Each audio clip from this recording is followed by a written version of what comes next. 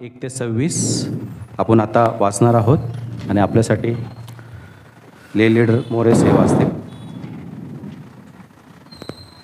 स्तोत्रसंहिता 106 1 ते 26 पान क्रमांक 736. आपण जुन्या करारातून स्तोत्रसंहिता 106वा अध्याय आणि 1 ते 26 हे वचन आपण आळीपाळीने वाचूयात.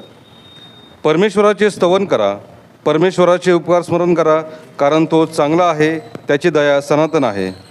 परमेश्वराचे पराक्रम कोण वर्णू शकेल, त्याची सर्व स्तुती कोण ऐकवेल. जे त्याच्या न्यायानुसार वागतात आणि सर्वदा नीती आचरितात ते धन्य. हे परमेश्वरा, तू आपल्या लोकांवर प्रसन्न होतोस, तेव्हा माझी आठवण कर, माझ्या उद्धारार्थ मला दर्शन दे. म्हणजे तुझ्या निवडलेल्यांचा उत्कर्ष माझ्या दृष्टीस पडेल. तुझ्या लोकांच्या आनंदाने मी आनंदित होईन, तुझ्या वतनांच्या लोकांबरोबर मी उत्सव करीन. आम्ही आमच्या पूर्वजांप्रमाणे पाप केले आहे, आम्ही अन्याय केला आहे, आम्ही दुष्कृत्य केले आहेत. आमच्या पूर्वजांनी मिस्र देशात असताना तुझ्या अद्भुत कृत्यांकडे लक्ष दिले नाही, तुझ्या दयेच्या अनेक कृत्यांचे स्मरण केले नाही, तर समुद्राजवळ, तांबड्या समुद्राजवळ ते फितूर झाले. तरी आपला पराक्रम विदित करावा म्हणून त्याने आपल्या नावासाठी त्यांचे तारण केले. त्याने तांबड्या समुद्राला धमकाविले आणि तो कोरडा झाला, आणि मैदानावरून चालावे तसे त्या जलाशयाच्या खोल स्थलावरून त्याने त्यास चालविले. त्याने त्यास त्यांचा द्वेष करणाऱ्यांच्या हातून सोडविले, शत्रूंच्या हातून त्यास मुक्त केले. त्याचे वैरी पाण्यात गडप झाले, त्यातला कोणीही उरला नाही. तेव्हा त्यांनी त्याच्या वचनावर विश्वास ठेविला, त्यांनी त्याची स्तोत्रे गायले. तरी ते त्याची कृत्ये लवकरच विसरले, त्याच्या योजनेसंबंधाने त्यांनी धीर धरला नाही. रानात त्यांची वासना अनावर झाली, ओसाड प्रदेशात त्यांनी देवाची परीक्षा पाहिली. तेव्हा त्याने त्यांच्या मागणीप्रमाणे त्यास दिले, पण त्यांचा जीव झुरणीच लाविला. त्यांनी छावणीत मोशे आणि परमेश्वराचा पवित्र सेवक अहरोन यांचा हेवा केला. तेव्हा भूमी फाटली व तिने दानाथाला गिळून टाकिले आणि अभिरामाच्या टोळीस गडप केले. त्याच्या टोळीस अग्नीने पछाडले, आगीच्या लोळाने त्या जुर्जनास जाळून टाकले. त्यांनी होरेब येथे वासराची मूर्ती केली, ओती मूर्तीची पूजा केली. त्यांनी आपले ऐश्वर्य जो परमेश्वर, त्याच्याऐवजी गवत खाणाऱ्या बैलाची प्रतिमा स्वीकारली. ते आपल्या उद्धारक देवाला विसरले. त्यांनी मिस्र देशात महत्कृत्ये, हमाच्या देशात अद्भुत कृत्य, तांबड्या समुद्राजवळ भयानक कृत्य केली होती. तेव्हा तो म्हणाला, यांचा न्यायनाट केला पाहिजे, पण त्यांचा क्रोध शांत करावा व त्याने त्यांचा नाश करू नये म्हणून त्यांचा निवडलेला मोशे त्याला आडवा आला. त्यांनी रम्य देश तुच्छ मानिला, त्यांनी त्याच्या वचनावर विश्वास ठेवला नाही.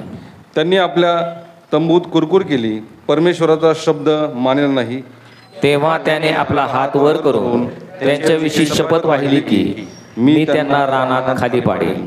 परमेश्वर वाचलेले वचन आश्वस्त करू. आमेन. हल्लुया.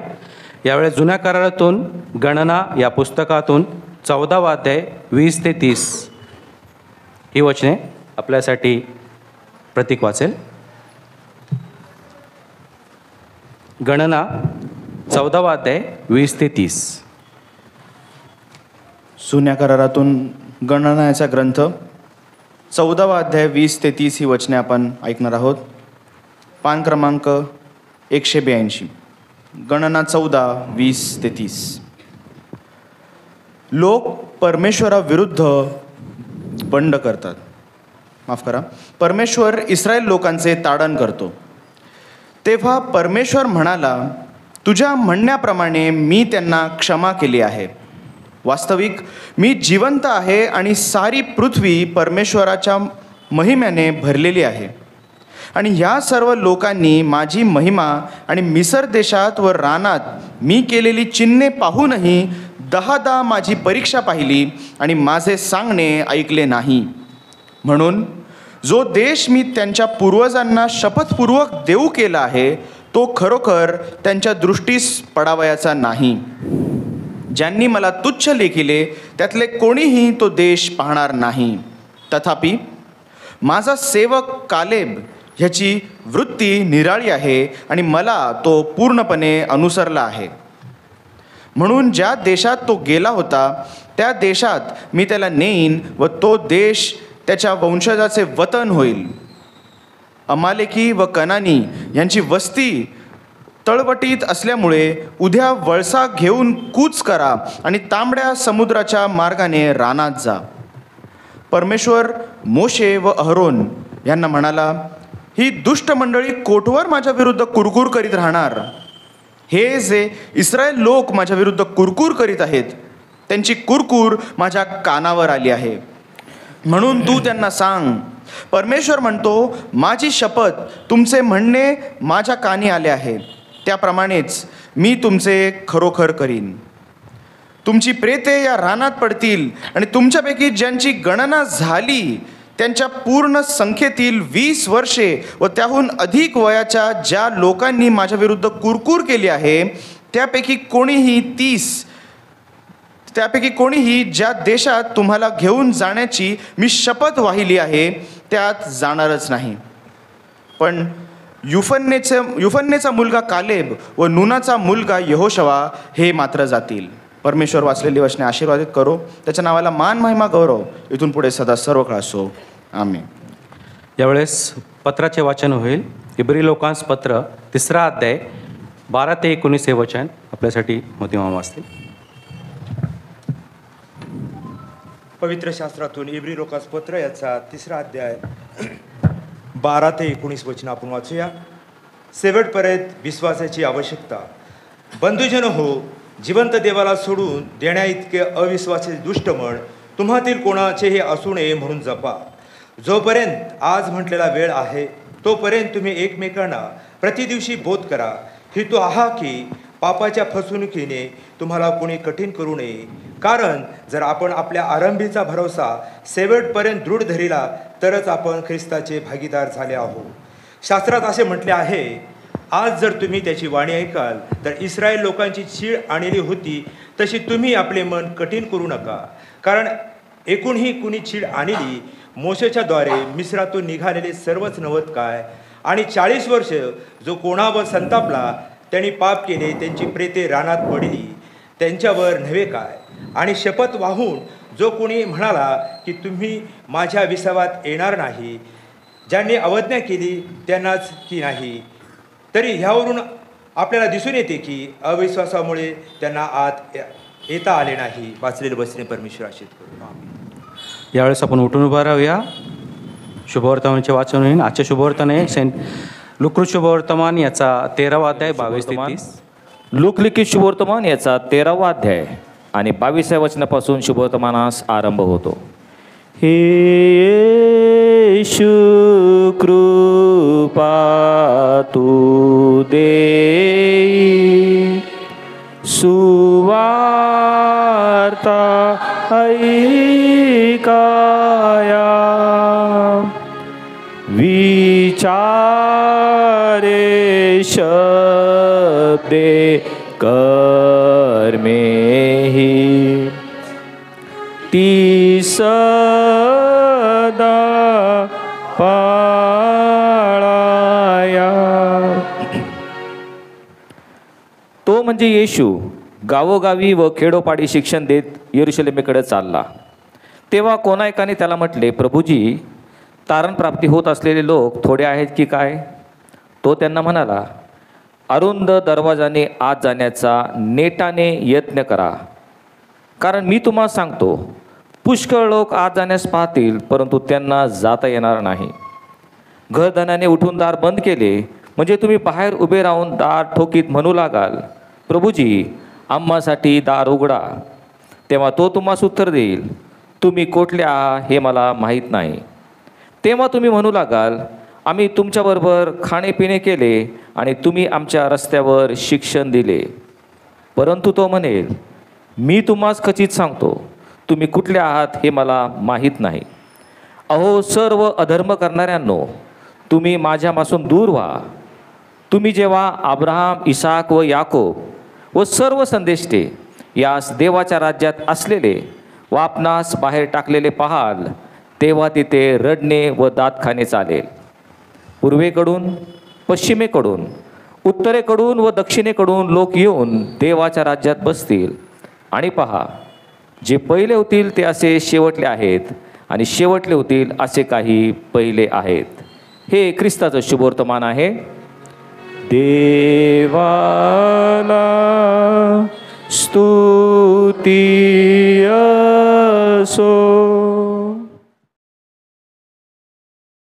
ख्रिस्ती धर्माची सुधारणा गेल्या 2000 वर्षामध्ये कशी टप्प्याटप्प्याने होत गेली, हे एक छोटंसं सत्र आपण दर रविवारी घेत जाऊ. यावरून आपल्याला कळेल, आपल्याला माहिती होईल की कशा प्रकारे किती छळ, अतोनात संकट, अरिष्टे, अनेक देवाच्या सेवकांनी जे रक्तसाक्षी झाले, आणि मग आपल्याला हा जो आत्ताचा धर्म आहे, जो पवित्र शास्त्र आपल्यापर्यंत येतं, ते कशा प्रकारे आले हे जर आपल्याला कळालं तर आपल्याला देखील आपले डोळे उघडतील, आपल्याला जीवनामध्ये क्रांतिकारक बदल होईल.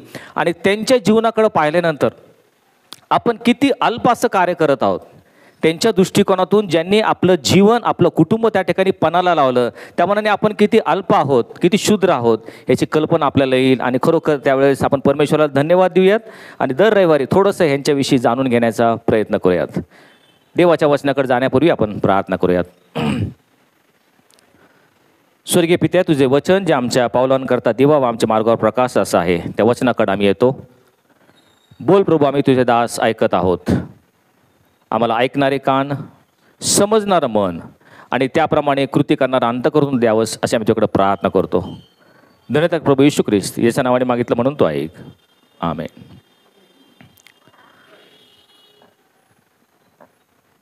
ख्रिस्ती मंडळीच्या इतिहासातील काही व्यक्तिमत्व हे आत्ताच आपण ऐकलं, आणि त्यामध्ये जॉन विक्लिफ हे नाव आपण ऐकले. ह्या व्यक्तिमत्वाविषयी आपण ऐकले की त्यांनी लॅटिन भाषेमधून इंग्लिशमध्ये ते भाषांतर केलं आणि त्याचा उपयोग कितीतरी लोकांना झालेला आहे. तसंच आज आपण यावेळेस जुन्या करारातील एका व्यक्तिमत्वाविषयी विचार करणार आहोत. त्याचं जीवन आपण न्याहाळून पाहण्याचा प्रयत्न करणार आहोत.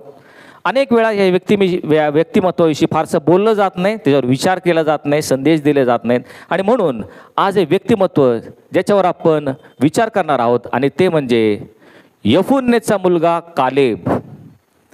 कालेब ह्या मनुष्याविषयी, ह्या व्यक्तीविषयी आपण थोडा वेळ विचार करणार आहोत. देवाचे निवडलेले लोक, यहुदी लोक, बलाढ्य मिसर देशाचा राजा फारो याच्या गुलामगिरीमध्ये होते. ही गुलामगिरी 430 वर्षे चालली. त्यांचं दास्य अतिशय बिकट होतं, म्हणून इस्रायल लोकांनी परमेश्वराकडं आक्रोश केला आणि परमेश्वराने मोशेला त्यांच्याकडं पाठवलं. आणि मग मोशे करवी अनेक पिढा त्या मिस्री लोकांवर पाठवून देवाचे लोक म्हणजे 6 लाख इस्रायली लोक यांची सुटका करून मोशे रानावनातून भटकंती करून परमेश्वराने देव केलेला वचनदत्त देश, जो परमेश्वर म्हटला होता की हा दुधा मधाचा प्रवाह वाहणारा देश मी तुम्हाला देईल, त्या देशाकडं मोशेच्या नेतृत्वाखाली 6 लाख इस्रायली लोक आता रानावनातून भटकंती करत पुढे निघालेले आहेत. आणि काही महिन्यातच ते कादेश बर्ना हा प्रदेश, लक्षात ठेवा, कादेश बर्ना या प्रदेशामध्ये येऊन पोहोचले. हा जो प्रदेश आहे कनान देश, वचनदत्त देश, याच्या सीमेवर तो प्रदेश लागत आहे. काही महिन्यातच ते आलेले आहेत. आणि ज्यावेळेस त्या प्रदेशामध्ये आले त्यावेळेस मोशेने इस्रायल लोकांना सर्व त्या पटांगणामध्ये छावणी टाकायला सांगितली. आणि जे इस्रायलाचे 12 वंश आहेत, त्या 12 वंशातील प्रत्येक जो प्रमुख मनुष्य आहे, ज्याला सरदार म्हणत असत, त्या 12 सरदारांना मोशेने एकत्रित बोलवलं. आणि मोशे त्यांना म्हटला, हा जो पलीकडचा देश तुम्हाला दिसत आहे तो परमेश्वराने आपल्याला देव केलेला आहे. तो वचनदत्त देश आहे, तो दुधामधाचा प्रवाह वाहणारा देश आहे. आपण त्याच्यावर स्वारी करून आपण त्यांना पराभूत करूयात. परंतु त्यापूर्वी तुम्ही 12 जण जाऊन तो देश संपूर्ण हेरून या, त्या देशाची माहिती गोळा करून या. ह्या देशाचे रहिवासी कसे आहेत? ते थोडके आहेत का बहुत आहेत? ते दुर्बळ आहेत की सबळ आहेत? त्या देशातील नगरे कशी आहेत? ती छावणी रहित आहेत का तटबंदीची नगरे आहेत? छोटी आहेत का मोठी आहेत? त्या देशाची जमीन कशी आहे? सुपीक आहे का नापीक आहे? संपूर्ण देश हेरून तुम्ही ती माहिती गोळा करून या. आणि हे जे 12 सरदार होते, प्रत्येक वंशाचा एक प्रमुख, त्या 12 सरदारांमध्ये नूनाचा मुलगा यहोशवा आणि यफुन्नेचा मुलगा कालेब, यहोशवा आणि कालेब हे नावं देखील लक्षात ठेवा, हे त्या 12 जणांमध्ये आहेत.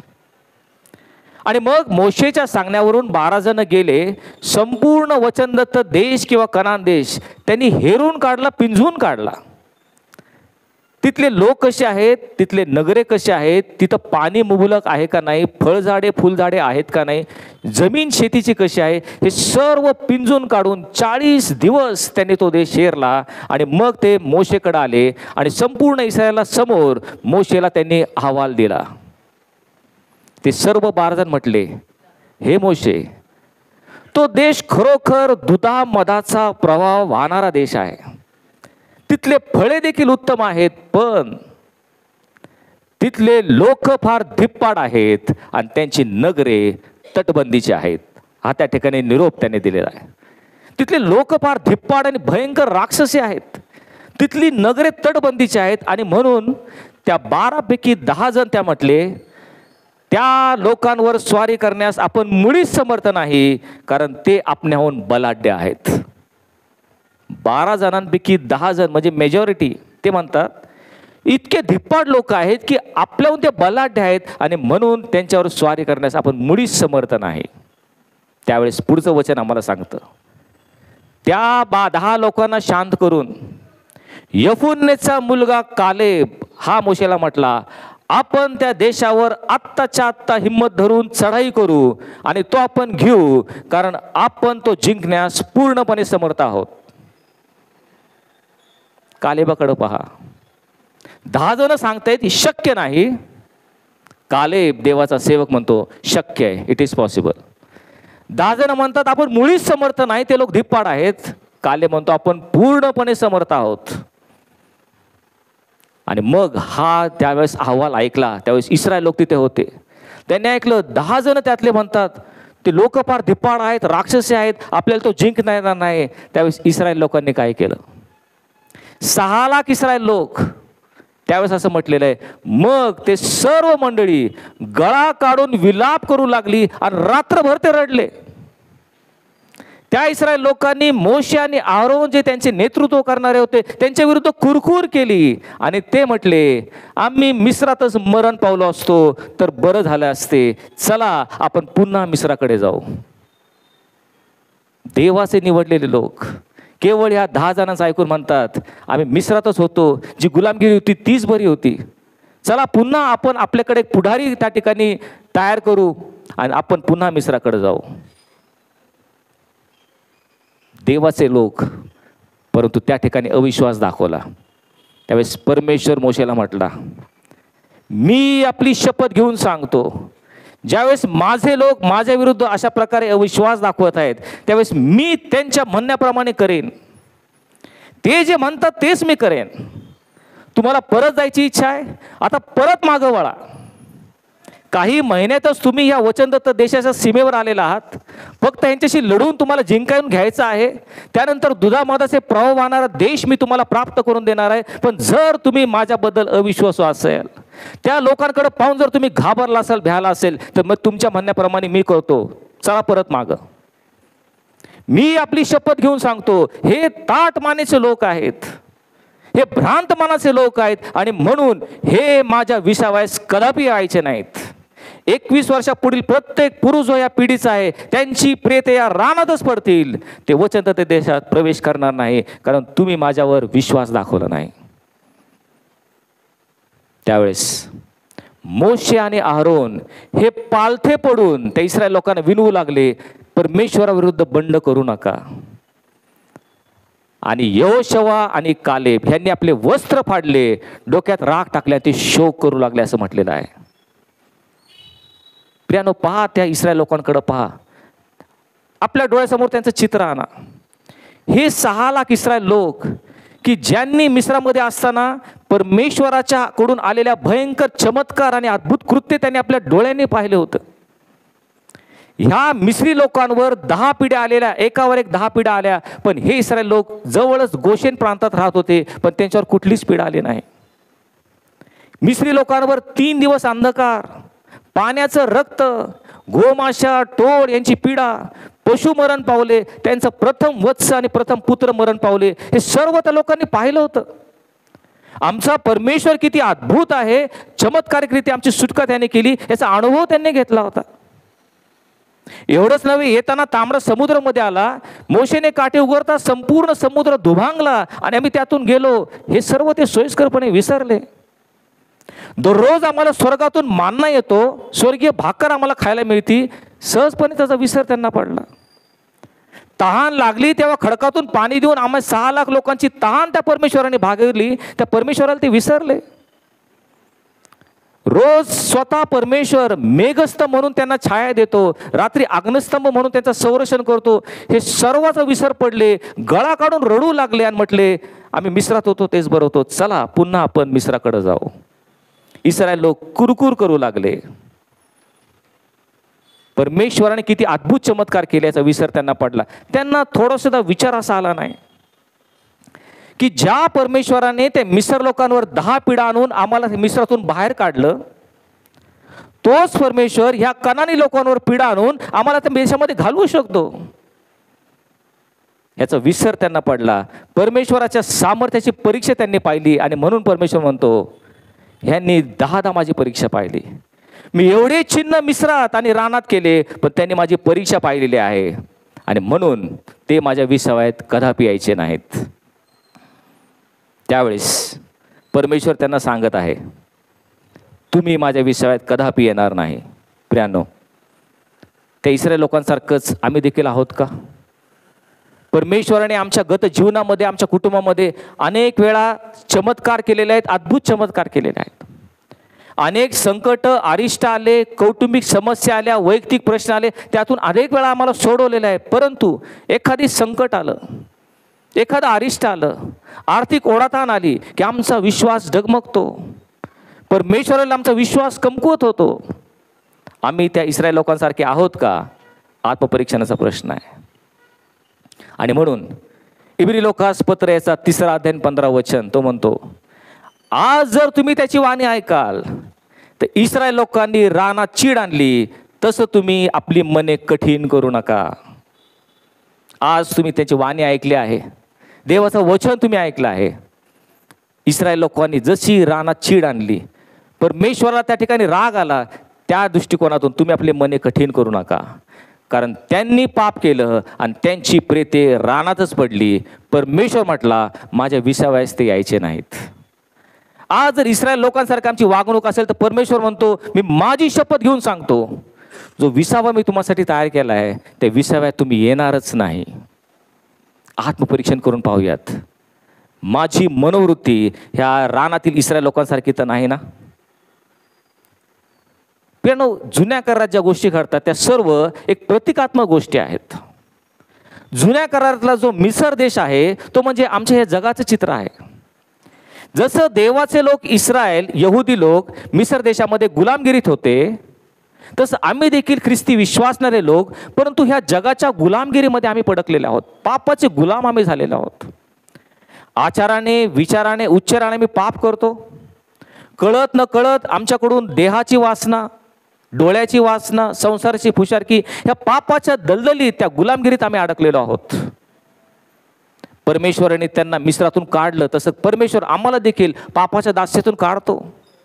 होय, ख्रिस्त येशूच्या निष्पाप रक्तामध्ये आमच्या सर्व पापाची क्षमा झालेली आहे, हे आश्वासन त्याने आम्हाला दिलेलं आहे. आणि म्हणून ख्रिस्ताच्या रक्ताद्वारे आमच्या सर्व पापाची क्षमा मिळण्याचं साधन आमच्याकडे आहे. त्यातून आम्ही बाहेर पडतो खरं, परंतु देवाची इच्छा आहे त्या इस्रायल लोकांसारखं पापातून आम्ही बाहेर पडल्यानंतर केवळ त्या रानात भटकंती करणारे लोक आम्ही नसावेत, तर आम्ही वचनदत्त देशात प्रवेश करावं अशी देवाची इच्छा आहे. केवळ या जगात वावरायचं नाही, तर आम्हाला सार्वकालिक जीवन जे आमचं वचनदत्त देश आहे, जिथे अनंतकाळचं जीवन आमची वाट पाहत आहे, त्यात आम्ही प्रवेश करावा ही परमेश्वराची मनोमन इच्छा आहे. पण ज्या लोकांनी परमेश्वरावर अविश्वास दाखवला, परमेश्वर म्हणतो, माझी शपथ घेऊन सांगतो, ते माझ्या विसाव्यास येणार नाहीत.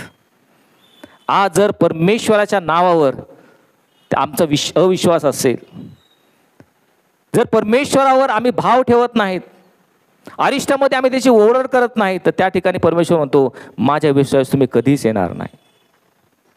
आणि म्हणून त्यांनी वचनदत्त देशात जाण्यास परमेश्वराची काय इच्छा होती की त्यांनी जाऊन त्या कनानी लोक आहेत जे धिप्पाड आहेत त्यांच्याशी युद्ध करावं. जरी ते राक्षसी असतील तरी मी तुमच्याबरोबर आहे, तुम्ही त्यांच्याशी युद्ध करून त्यांना घालवून द्या आणि तो वचनदत्त देश तुम्ही ताब्यात घ्या, ही त्यांची इच्छा आहे. आणि मग हा जो कनान देश आहे ते कशाचं प्रतीक आहे? तुमचं माझं जे शरीर आहे ते जणू काय त्या वचनदत्त देश कनानाचं प्रतीक आहे. आणि हे जे आमचं शरीर आहे, जो एक कनान देश आहे, त्याचा ताबा सैतानाने घेतलेला आहे. होय, आमचं शरीर आम्ही अनेक अनितीसाठी आणि वाईट गोष्टीसाठी, दुष्कृत्यांसाठी आम्ही त्या ठिकाणी गेलेलो आहे. आम्ही त्याचे गुलाम झालेलो आहोत.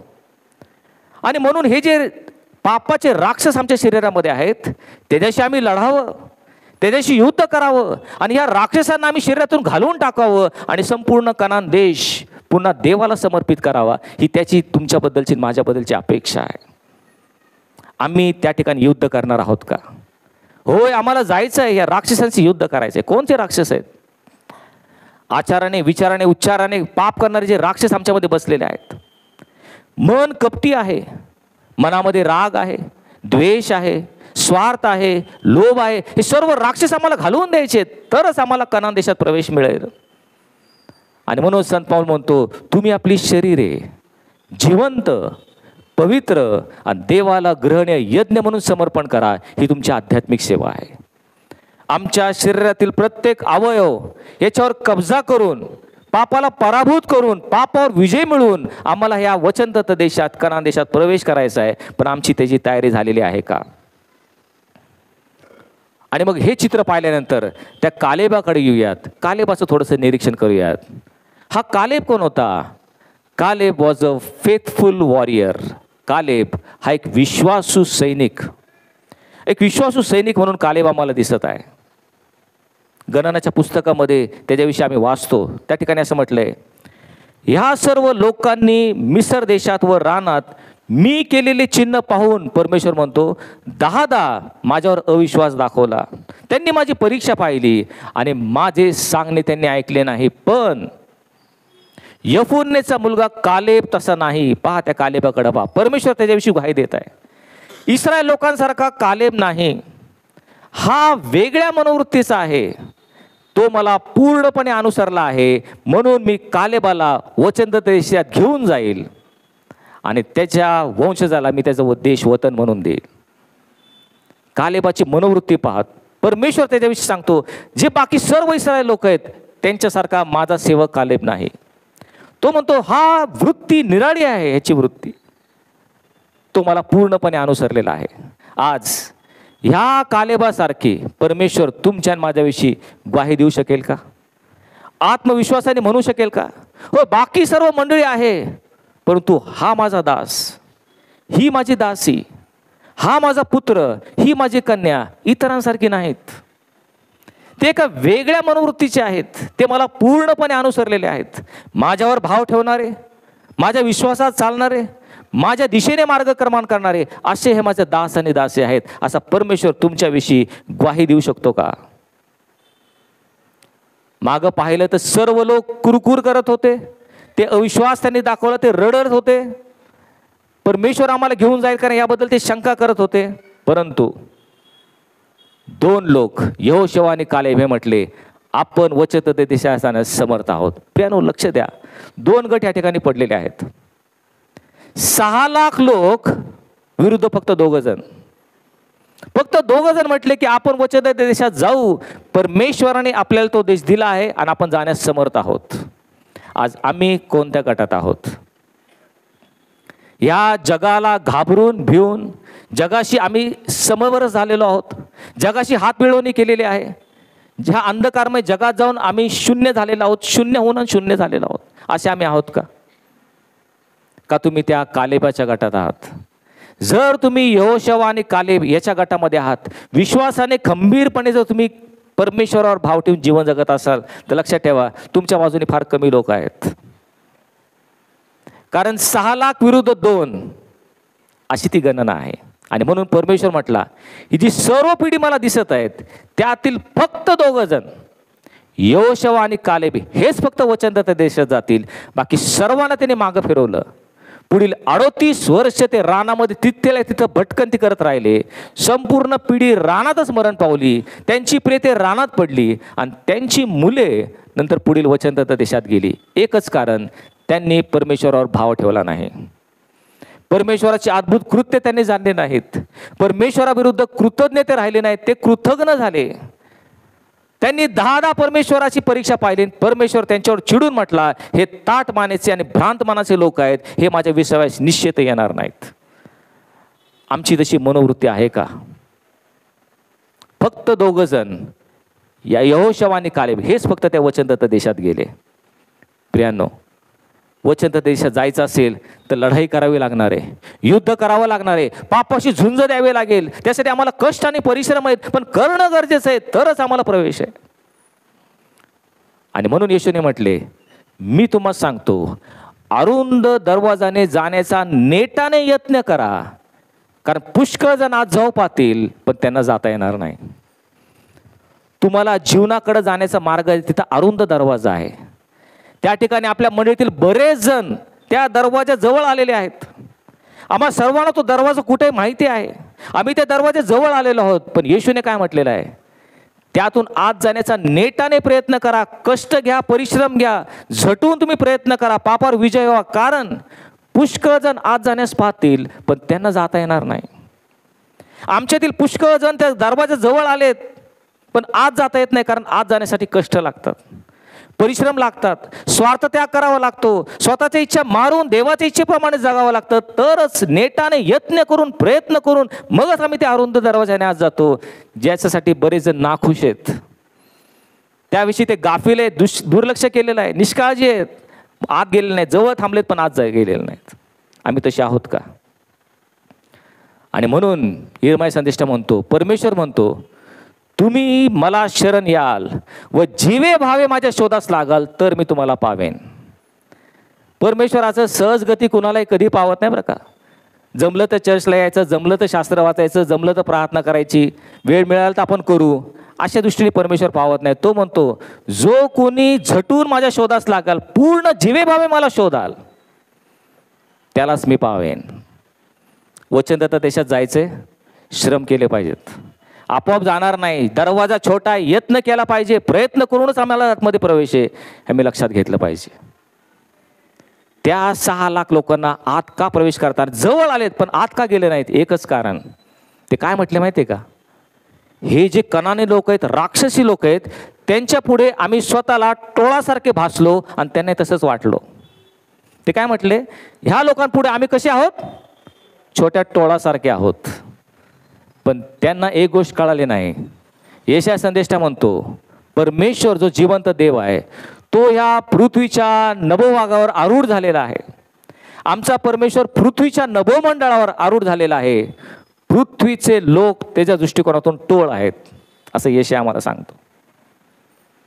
इस्रायल देवाचे निवडलेले लोक, त्यांना कनानी लोक धाडसी आणि धिप्पाड वाटले, स्वतःला टोळासारखं वाटलं. पण आमचा परमेश्वर ज्यावेळेस वरून त्या कनानी लोकांना पाहतो, ते त्याला टोळासारखे दिसत होते. पण हे आमचे विश्वासणारे लोक विसरले. आणि म्हणून कालेब हा एक विश्वासू सेवक होता. तो म्हटला, आपण पूर्णपणे समर्थ आहोत, देव आपल्या बाजूने आहे. तसंच आम्ही या अंधकारमय जगात राहत असताना कालेबासारखं देवावर विश्वास ठेवतो का? संत पौल म्हणतो, आम्ही विश्वासाने चालतो, डोळ्याने दिसतं त्याप्रमाणे चालत नाही. हो, या डोळ्याने आम्हाला काय दिसत आहे? भयंकर अनिती आहे, भ्रष्टाचार आहे, नोकऱ्या जात आहेत, पैसा वाढदिले लागत नाही, अनेक गोष्टी आहेत, डोळ्याने आम्हाला दिसतंय. पण पौल म्हणतो, आम्ही विश्वासाने चालतो. या कालेबासारखे आम्ही विश्वासू आहेत का? दुसरी महत्त्वाची गोष्ट, Caleb was a fearless warrior. तो एक निर्भयी योद्धा होता. पहा, या कालेबाचं कथानक कसं अगदी रोमांचकारक, सुंदर असं कथानक आहे. हा कालेब ज्यावेळेस ह्या मोशेने त्यांना सांगितलं होतं, तुम्ही देश हेरून या, तो देश हेरून आला होता. त्यानंतर परमेश्वराने शिक्षा केल्याप्रमाणे 40 वर्ष त्यांनी भटकंती केली. त्यावेळेस हा 80 वर्षाचा मोशे आता 120 वर्षाचा झालेला आहे. आणि 40 वर्षाची भटकंती करत असताना संपूर्ण पिढी रानात मरण पावली. त्यांची मुलं आता मोठे झालेले आहेत. आणि 40 वर्षानंतर ज्या ठिकाणून ते गेले होते त्याच ठिकाणी आता परत आलेले आहेत. म्हणजे आपण आता 40 वर्ष पुढे आलेलो आहोत. पुन्हा खादेश बारणा कनानाची सीमा इथे ते लोक येऊन ठेपले. त्यावेळेस देवाचा सेवक मोशे 120 वर्षाचा होऊन नेबो पर्वतावर मरण पावला. आता त्याचं पुढारपण आता यहोशवा करत आहे आणि म्हणून 40 वर्षानंतर आता यहोशवा ह्या लोकांना वचन देशात घेऊन जाणार आहे. त्यावेळीची एक गोष्ट, 40 वर्षानंतर यहोशवाशी कालेब संभाषण करत आहे, बोलत आहेत.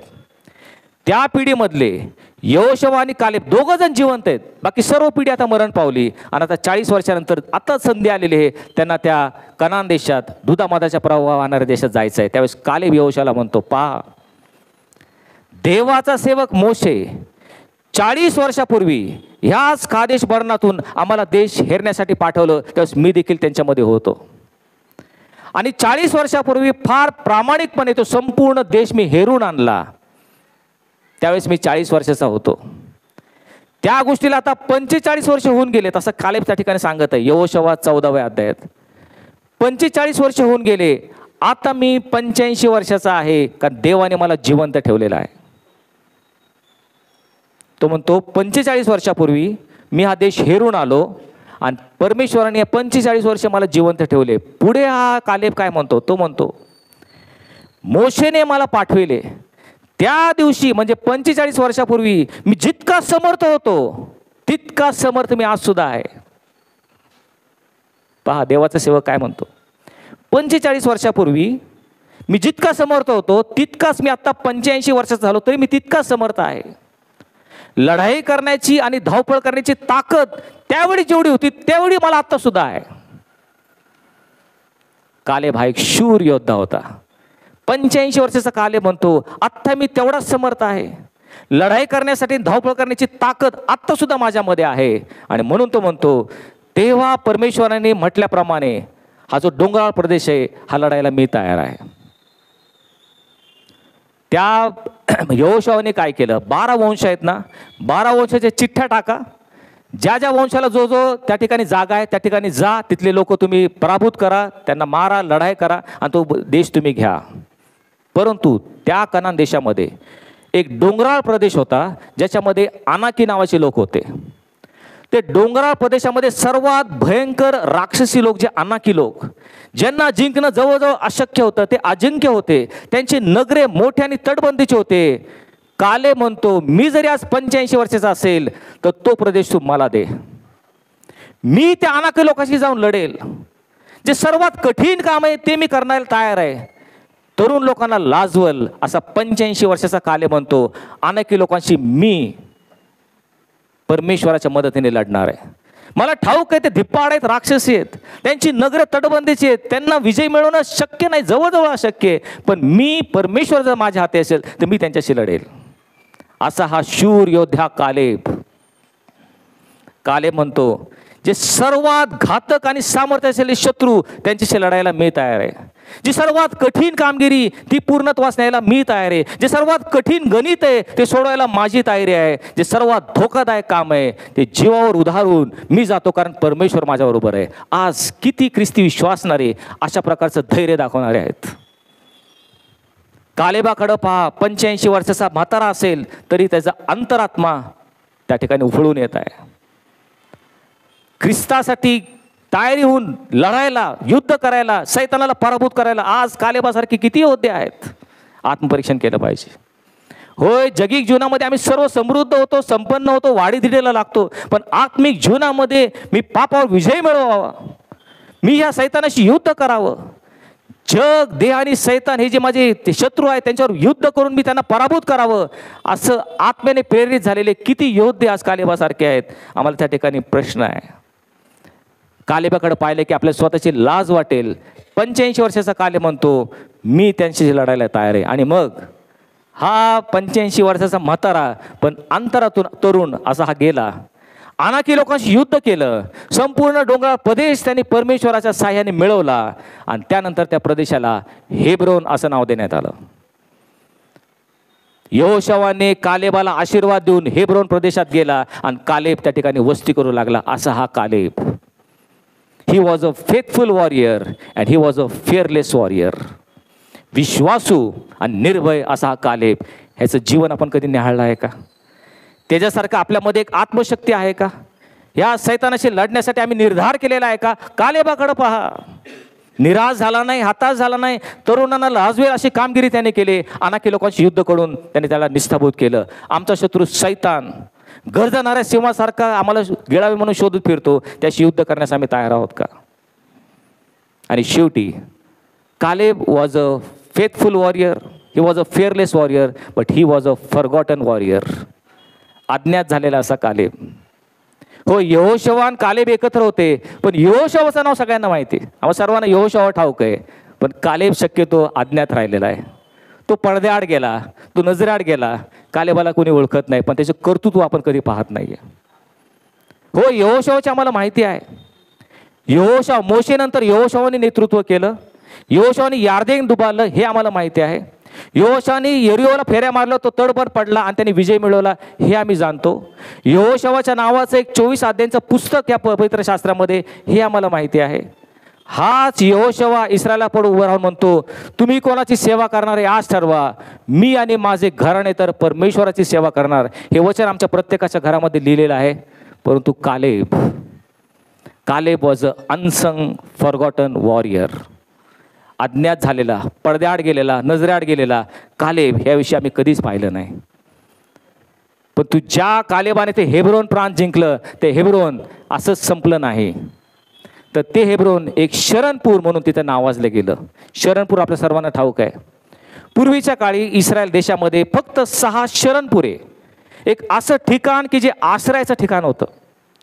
जर चुकून कोणी मनुष्यवध केला, खून केला, तर त्या ठिकाणी कोर्टामध्ये न्याय होईपर्यंत त्याला आश्रय घेण्यासाठी शरणपुरे मानले जायचे. त्या शरणपुरात गेल्यावर कुणालाही जीवे मारता येत नव्हतं. असं हेब्रोन जे कालेबाने जिंकलं होतं, ते एक शरणपूर म्हणून गणलं गेलं. आज जर आम्ही कालेबाची वृत्ती ठेवली, कालेबासारखं धाडस, कर्तृत्व, आवेश, धडाडी दाखवून ख्रिस्तासाठी जर आम्ही लढलो, तर सैतानाला आम्ही पराभूत केलं, तर आमच्या भोवती एक शरणपूर तयार होईल.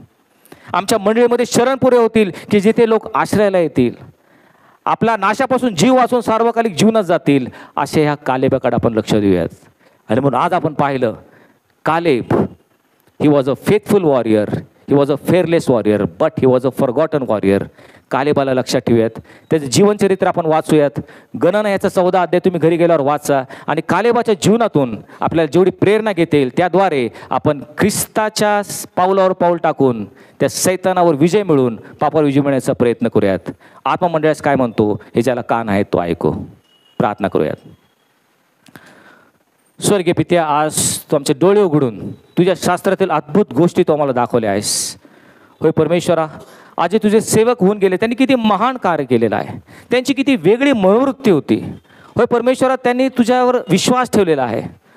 तू त्यांच्या पाठीशी हा विश्वास राखून प्रभू त्यांनी शत्रूंना न घाबरता एक मोठं कार्य केलेलं आहे. तसंच आम्ही सुद्धा ह्या कालेबासारखं परमेश्वरा हे अंधकारमय जग याच्याशी युद्ध करून, जग, देह आणि सैतान हे जे आमचे शत्रू आहेत त्यांच्याशी लढून, आत्म्याच्या प्रेरणेने प्रभू आम्ही आमचं जीवन जगून, देहाचे कर्म ठार मानून आम्ही आमच्या वचनचा देश जो सार्वकालिक जीवन प्राप्त करण्यासाठी आम्हा प्रत्येकाला तू सहाय्य कर. निरंतर प्रभू येशू ख्रिस्त याच्या नावाने मागितलं म्हणून तो ऐक. आमेन.